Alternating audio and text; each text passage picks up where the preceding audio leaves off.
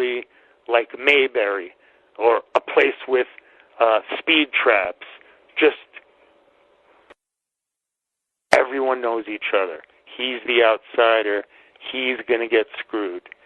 Even if the Supreme Court's in Burlington, Vermont, the fact that the decisions that were upheld by the Supreme Court, those happened in Essex County, Vermont. And look up Essex County, Vermont. There's nothing there. There's nothing there. So they screwed the Flatlander, and, you know, he doesn't have his daughter, and, you know, he might be better off not actually having his daughter with all his illnesses, but, you know, what else is there to say? You know, I don't understand the fascination with doxing people, and that's why I use my real name, and I use my picture. I am who I am. I don't need to make up a fake name. You know, the only thing that, what are you going to dox my address? I mean, dox my address. You know, This is Don Imus. You're listening to Truth on Tap with host Kevin Kierstead. You're going to like it, or I'll kick your ass.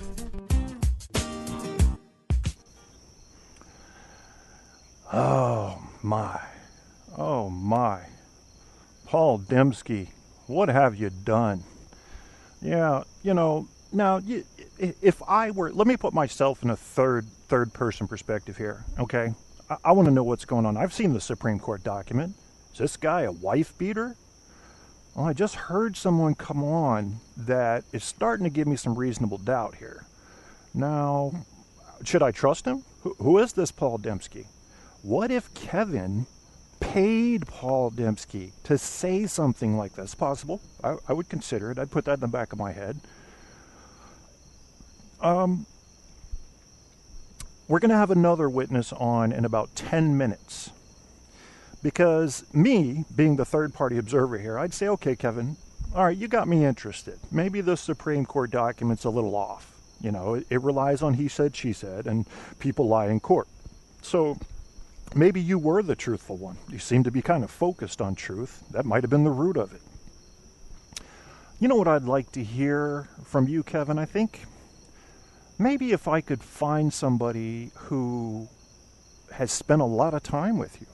If, let's say I could find somebody who spent the last 4.5 years with you, maybe, every day. Oh, I'd like to talk to them. I'd like to ask them some questions, because I'll bet they could answer my questions about your personality. Surely, if you were the type to beat up on anybody, if you were the type to be a wife abuser, then I bet you, I goddamn well know they would give me a clue. They would know. They would have seen something, even if you tried to hide it. You can't hide everything for more than a few months. It's going to come out somehow, some way. It's going to come out. So maybe we'll get that person on here soon. We'll see about that. But when I was thinking about what I was going to do for my show, I don't take notes. I don't use notes. I probably should. It's always the way I've done it. It feels more, I don't know, pure that way, to not have notes and stuff. I was thinking about all the terrible things I could have said about some of the people that have been either in on this attack or have recently found themselves cut off from my friendship. Now, there's a couple people I need to give a break to. One is Barco and one is Apocalypse. I think Apocalypse, at his heart, is a coordinator. He's a good coordinator. He puts things together. And he's also, in that ability, as a subcategory of it, able to put together people on Spreaker who will clash. And I think he knows, maybe he doesn't, but I think he knows it. And I think sometimes he was doing me a favor, saying, hey, Kev, you need to come check this show out, man. They're talking about you. But what I tried to explain to Apocalypse, and I think I failed at, was that if people are talking about me, it's probably because they're intimidated or something. I'm not interested in hearing that. I mean, that's the first thing other shows do when they come on and they're small, is they want to go, who's the biggest guy in the room? God knows I dealt with that in bars way too often, being physically the biggest guy in the room, and up they come, you know. And I thought about all the terrible things I could say about these guys, but that won't do anything for me. It feels very immature. So I don't think I'll do it. I think I'll hold back on that. I had a friend I was talking to yesterday or the day before. I don't know if he's listening to this show or not, but he'll hear it eventually. And he was like, when you do this show, you'll probably want to be careful. And he didn't go into detail. And I was starting to try to figure out, what does he mean by that? And I think he was talking about saying things that could end up hurting my daughter. But I also started to try to apply it to other areas. You know, what would be the point in getting down into the Jerry Springer host-on-host ghetto wars when you're above that? You're high above that. I mean, I've been called on this network the intellectual sledgehammer of Spreaker. I'm not getting down into the ghetto. I'm not going into the Jerry Springer wars with these guys. They're going to talk about me because they're intimidated. Maybe it's because I'm tall. Doc knows about that. Guy Shea knows about that. What I really think it is that I won't hate Debbie Daly. Now think about that for a minute. Now Andrew knows about this. When you have a host telling you who to listen to and who not to listen to, I hope you have red flags going up. Listen to anybody you want to. If you want to leave this show right now and go listen to somebody, you may find them more entertaining. I'm all for it. But I think eventually, if you have any type of intellectual appetite, you'll probably come strolling back in. Once you get tired of the drama, once you get tired of the chairs flying and Geraldo's broken nose, you'll be like, this isn't... If I end up on my deathbed, Kevin, and I'm thinking about how I live my life, do I want to be thinking, I saw some really good wars on Spreaker. I can't remember. I think there was a Guy Shea and a Debbie Daly, and there was a couple other more minor players that would go after each other. Or do I want to be a person who says, I got into and understood a little bit of Descartes. I got into and got in there and I said, what's Calpo saying? You did slam shows and you try to practice what you preach. You care more about your ego. Well, if that was true, Calpo fan 216, I'll leave you in there. Then I would share the polygraph exams in the private investigator's report. So, you know, you have what you have there. And I'll leave you in there as long as you behave. Anyway, soon we're going to have Doc come on and we're going to talk about trolls. Now, this is going to scare the shit out of trolls because this guy is no bullshit. Dr. Michael Nucitelli out of New York does not fuck around. He has been on the warpath against trolls. And don't get it mixed up now. He's not talking about people that poke fun here or there and have some fun. And one guy he mentioned to me when we talked on the phone the other day was Don Rickles, I think. He used to be able to kind of burn people, slam them a little bit. And then he... But he did it from a place of comedy and of kindness. It was like, I'm going to fuck with you a little, okay? But then I'm going to back up. That wasn't a troll behavior. That was just edgy comedy. You know the difference, don't you? You saw the study that came out of Canada, right? I mean, with the exception of Showbilly, Canada is loaded with intelligent people. I trust this study.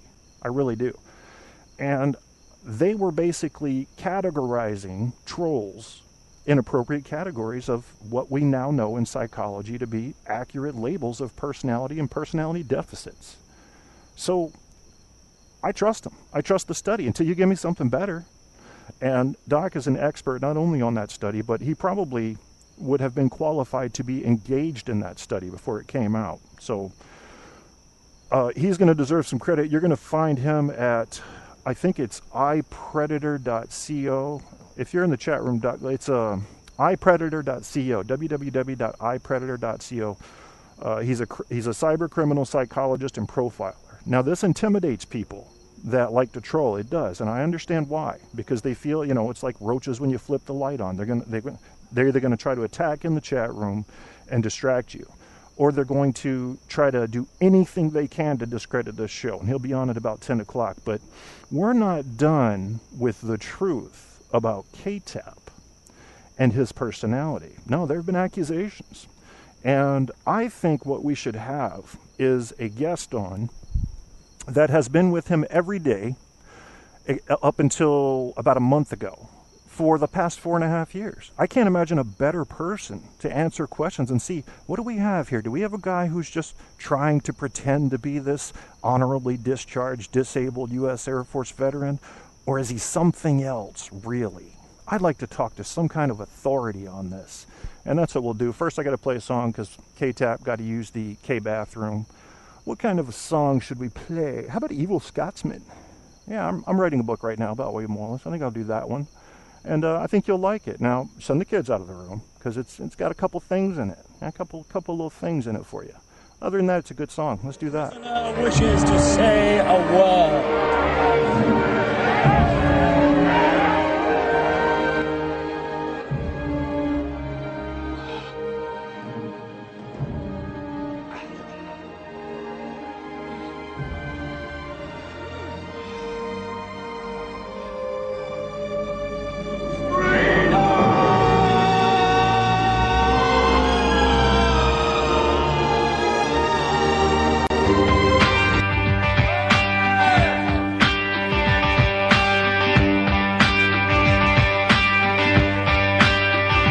If you're looking for trouble, you're in the right place.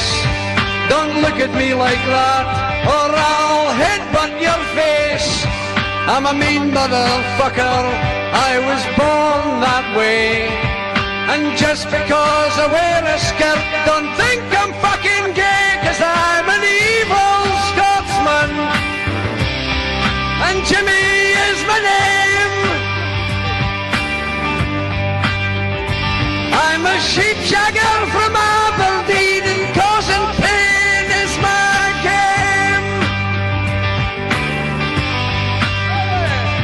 Now if you're a woman, married or not, I'll take all your kit off and I'll dive in your mott.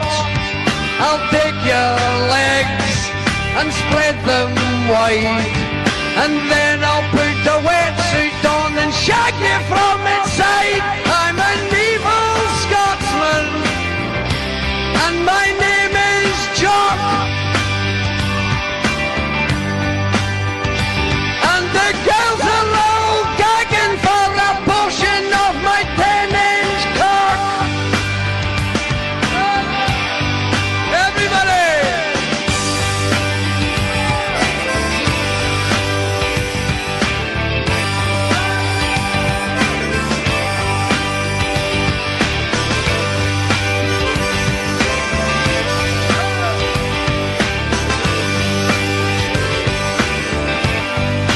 Yes, I'm an evil Scotsman, and my name is Jock. I've got one hand in my pocket and I'm playing with my 10-inch cock. I don't care where you come from, if you're big or you're small. I fought the best, and I beat them all. If you're English or Irish, you won't have to die. But if you are a German, you can kiss your ass goodbye. I'm an evil Scotsman, and Jock is my name. If you don't like the rules, don't play the fucking game. Yes, I'm an evil Scotsman. My name is Jock. And the girls are just dying for a portion of my 10-inch cock. Oh yeah. Back 'em. Wankers. No bad. You guys just heard the evil Scotsman calling people wankers. I don't know who he hates. I'm guessing it's probably English people, but we do have a special guest that I'm going to introduce to you. Her name is Tanya, and she has spent the last 4.5 years with me. How are you doing, Miss Tanya? I'm fine. Okay, I'm hoping everybody can hear you here. I'm just going to play the show real quick and make sure you're coming through. I've got the volume turned all the way up. Give me 1 second here.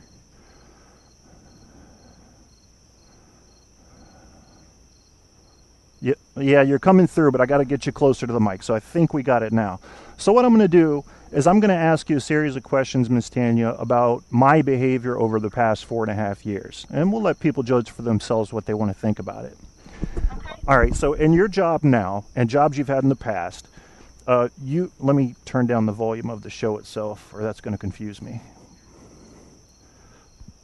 in your job now and the jobs you've had in the past, you deal with or have dealt with